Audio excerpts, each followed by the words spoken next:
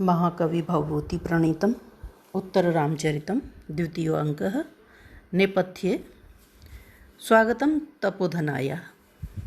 दूसरा अंक प्रारंभ होता है और नेपथ्य से आवाज़ आती है कि तपस्वी का स्वागत है।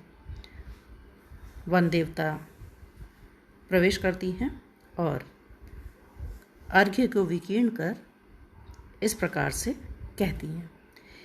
यथेच्छा भोग्यम वो वनम इदम अयम मे सुदिवसः सताम सद्भिसंगः कथमपि हि पुण्येन भवति तरुच्छाया तोयम यदपि तपसाम योग्यम अशनम फलं वा मूलं वा तदपि च पराधीनम इहि वह। यथेच्छा भोग्यम, वन जो है वह तपस्वियों के लिए स्वेच्छा अनुसार भोग के योग्य हुआ करता है। इयम सुदिवस है, आज हमारे लिए बड़ा ही अच्छा दिन है, क्योंकि सताम सद्भि सज्जनों के साथ संग है, जो साथ है वह कथमपि पुण्येन भवति, हमारे कोई पुण्य फलित होते हैं जो कि हमें सज्जनों का साथ प्राप्त होता है। तरुच्छाया, वनों तपोवन में वृक्षों की छाया, तोयम जल, यद्यपि जो कुछ भी यहाँ उपलब्ध है वह तपसाम तपस्वियों के लिए योग्यम अशनम, जो भी अशन के खाने के योग्य है वह समस्त, चाहे जल हो फल फूल हो, फलम व मूलम व फल अथवा कंदमूल, तदपि वो सभी चीज़ें यहाँ तपस्वियों के लिए स्वेच्छानुसार उपभोग के योग्य हुआ करती हैं।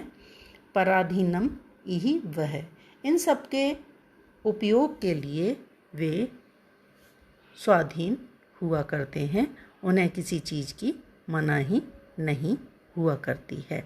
तो यहाँ वन में, तपोवन में जो हम आए हैं और यहाँ तपस्वियों के साथ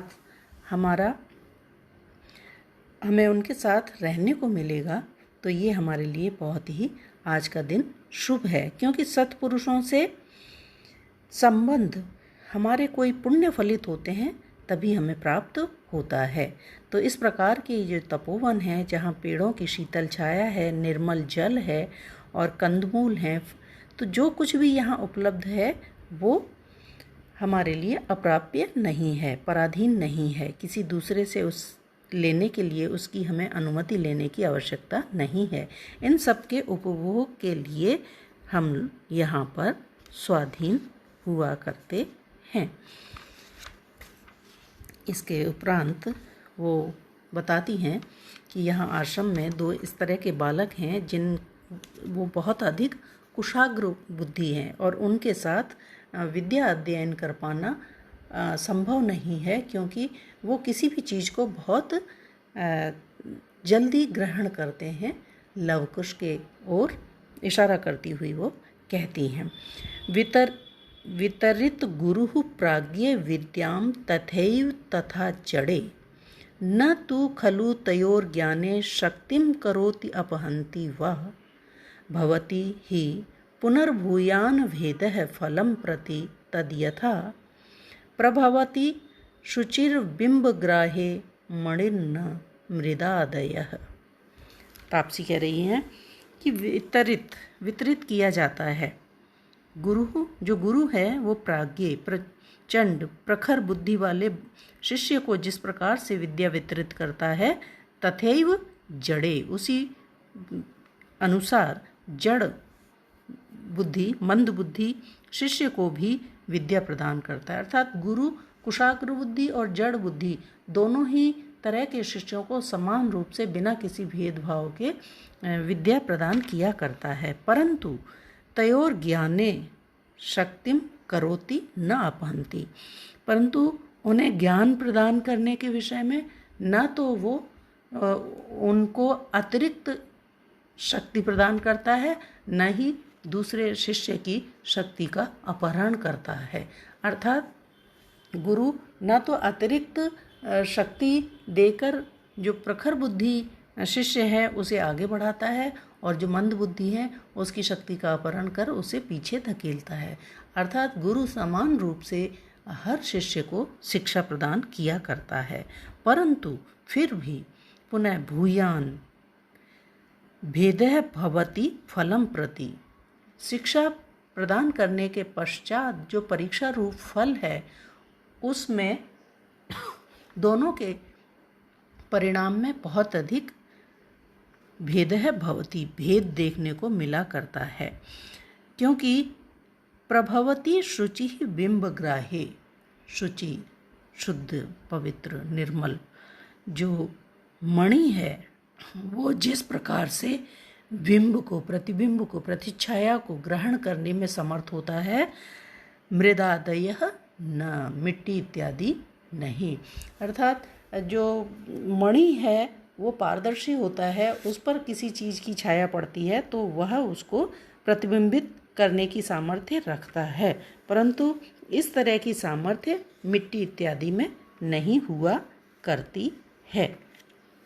क्योंकि उसी प्रकार से जो कुशाग्र बुद्धि शिष्य होता है वह गुरु के द्वारा जिस प्रकार से ज्ञान दिया जाता है उसे हूबहू प्रकट कर देता है, उसे वैसा ही प्रतिबिंबित कर देता है, परंतु उस ज्ञान को उसी रूप में अपनाकर उसे प्रदर्शित कर पाने की सामर्थ्य जड़ बुद्धि शिष्य के अंतर्गत नहीं हुआ करती है।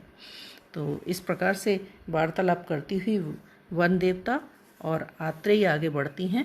वहाँ पर आत्रेय कहती हैं कि ये वो स्थान है जहाँ पर कि एक बार माँ निषाद प्रतिष्ठां त्वं गमः शाश्वती समः यत् क्रौंच मिथुनाद एकम अवधि काम मोहितम। महर्षि मध्याह्नकालिक स्नान के लिए तमसा नदी पर गए हुए थे और वहाँ पर उन्होंने एक पक्षी, क्रौंच पक्षी के जोड़े में से व्याध के द्वारा नर को मार दिया गया और मादा मर पक्षी जिस प्रकार से क्रंदन करने लगी उसको सुनकर उनके मुख से इस प्रकार की वाणी निकली कि हे निषाद, त्वं प्रतिष्ठां मां अगमः।